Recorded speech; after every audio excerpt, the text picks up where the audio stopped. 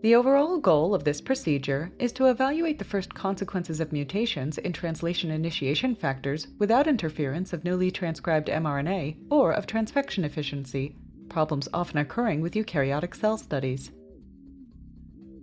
This is accomplished by first synthesizing mutant, wild-type, and control or GFP mRNA from corresponding plasmids. Next, synthesized RNA is microinjected in Xenopus laevis oocytes at stage 6, and their maturation is stimulated with progesterone.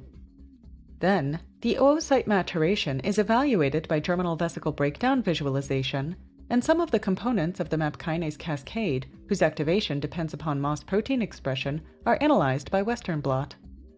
Finally, mRNA polyadenylation of MOS and other mRNAs necessary for Xenopus oocytes meiosis recovery are studied.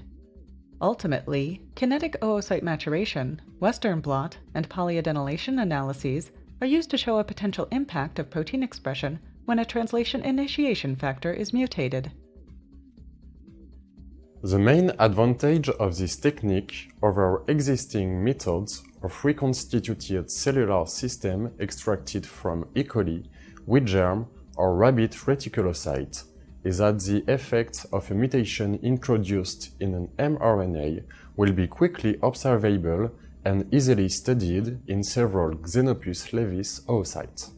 More generally, this model has the advantages of simplicity with its single giant cells, and its use leads to a considerable amount of material for biochemical experiments. This process is also time efficient compared to stable cell line generation.